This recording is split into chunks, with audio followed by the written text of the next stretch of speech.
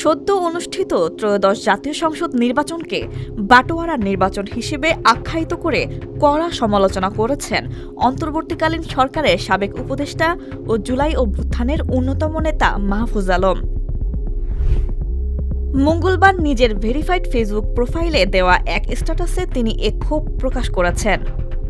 তিনি সংবিধান সংস্কার পরিষদের সদস্য হিসেবে নবনির্বাচিত সংসদ সদস্যদের শপথ নেয়া না নেয়া নিয়ে বিএনপি ও বিরোধী দলীয় জোটকে ইঙ্গিত করে এই মন্তব্য করে বলে ধারণা করা হচ্ছে।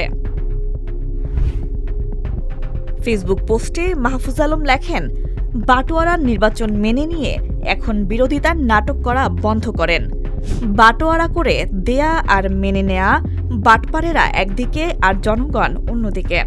দুঃখ লাগে ছাত্রদের জন্য, কত কম দামে তাদেরকে বিক্রি করে দিল।